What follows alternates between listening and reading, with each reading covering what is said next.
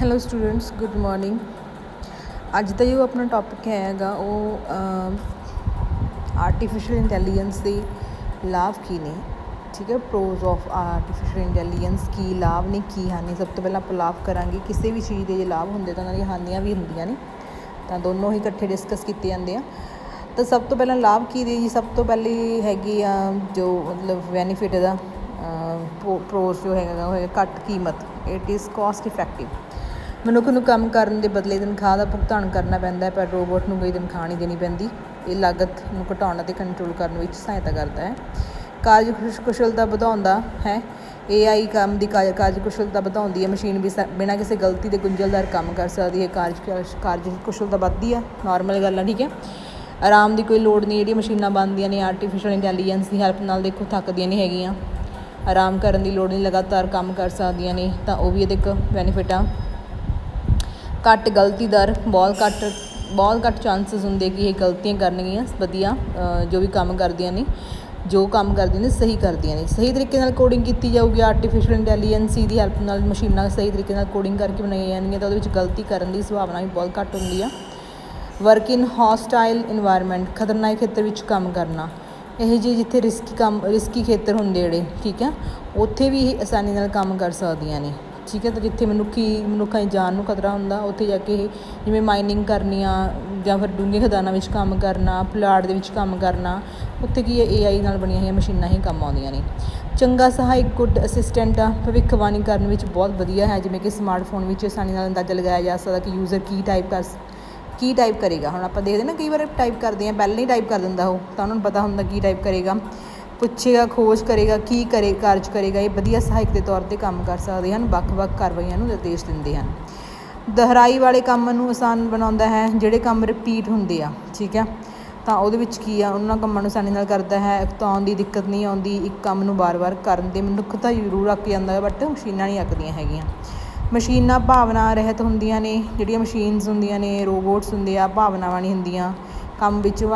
ਇਸ ਕਰਕੇ ਕੰਮ ਵਿੱਚ ਘੱਟ ਰੁਕਾਵਟ ਆਉਂਦੀ ਹੈ, ਕਿਉਂਕਿ ਜਿਹੜੇ ਇਨਸਾਨ ਹੁੰਦੇ ਆ ਇਮੋਸ਼ਨਲ ਹੋ ਜਾਂਦੇ ਆ। ਕੰਮਾਂ ਵਿੱਚ ਰੁਕਾਵਟ ਆਉਂਦੀ ਹੈ ਇਮੋਸ਼ਨਸ ਨੂੰ ਲੈ ਕੇ, ਤਾਂ ਇਹਨਾਂ ਵਿੱਚ ਨਹੀਂ ਹੁੰਦੀ ਹੈਗੀ।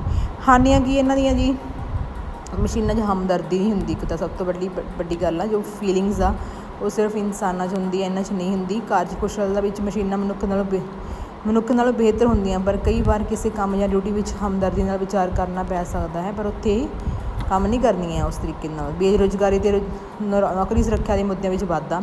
ਹੁਣ ਜਿਵੇਂ ਅੱਜ ਕੱਲ੍ਹ ਟਾਈਮ ਬਦਲਦਾ ਜਾ ਰਿਹਾ, ਟੈਕਨੋਲੋਜੀ ਆ ਰਹੀ ਆ, ਮਸ਼ੀਨਸ ਆ ਰਹੀਆਂ ਨੇ, ਕੰਪਿਊਟਰ ਨਾਲ ਕੰਮ ਹੋ ਰਿਹਾ, ਤਾਂ ਉਵੇਂ ਹੀ ਰੁਜ਼ਗਾਰ ਵੀ ਘੱਟ ਰਹੇ ਨੇ।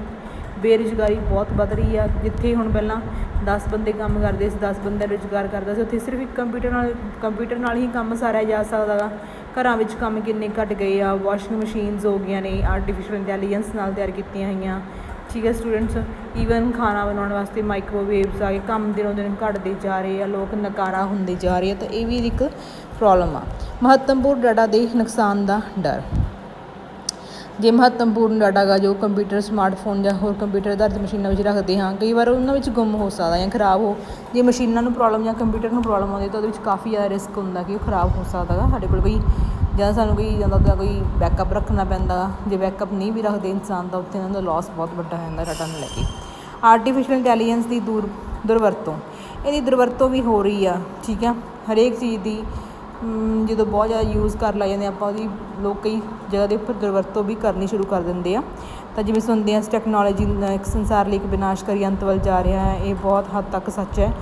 ਅਸੀਂ ਹਾਲੀਵੁੱਡ ਦੀਆਂ ਐਨੀਮੇਟਡ ਫਿਲਮਾਂ ਵਿੱਚ ਦੇਖਿਆ ਹੈ, ਜੇਕਰ ਆਰਟੀਫਿਸ਼ੀਅਲ ਇੰਟੈਲੀਜੈਂਸ ਮਸ਼ੀਨਾਂ, ਰੋਬੋਟਸ ਨੂੰ ਗਲਤ ਹੱਥਾਂ ਵਿੱਚ ਦੇ ਦਿੱਤਾ ਜਾਵੇ ਤਾਂ ਨਿਸ਼ਚਿਤ ਰੂਪ ਵਿੱਚ ਇਸ ਸਮਾਜ ਨੂੰ ਤਬਾਹ ਕਰ ਸਕਦੀਆਂ ਨੇ। ਗਲਤ ਤਰੀਕੇ ਨਾਲ ਬਣਾਈਆਂ ਜਾਣ, ਇਹ ਕੋਡਿੰਗ ਗਲਤ ਤਰੀਕੇ ਨਾਲ ਕਰੇ, ਗਲਤ ਹੱਥਾਂ ਦੇ ਵਿੱਚ ਹੋਣਗੀਆਂ ਮਸ਼ੀਨਾਂ, ਤਾਂ ਉਹ ਇਨਸਾਨ ਮਤਲਬ ਕਿ ਇਹ ਗਲਤ ਤਰੀਕੇ ਨਾਲ ਯੂਜ਼ ਕਰਨਗੇ, ਤਾਂ ਇਹ ਕੀ ਹੋ ਸਕਦੀਆਂ ਨੇ, ਮਾਰੂ ਸਿੱਧ ਹੋ ਸਕਦੀਆਂ ਨੇ। ਨੈਕਸਟ ਹੈ ਜੀ ਐਕਸਪਰਟ ਸਿਸਟਮ ਕੀ ਹੁੰਦੇ ਆ। ਇਹ ਐਕਸਪਰਟ ਸਿਸਟਮ ਜਿਹੜੀ ਪ੍ਰਣਾਲੀ ਹੈ, ਕੰਪਿਊਟਰ ਪ੍ਰੋਗਰਾਮ ਹੀ ਹੁੰਦੇ ਆ।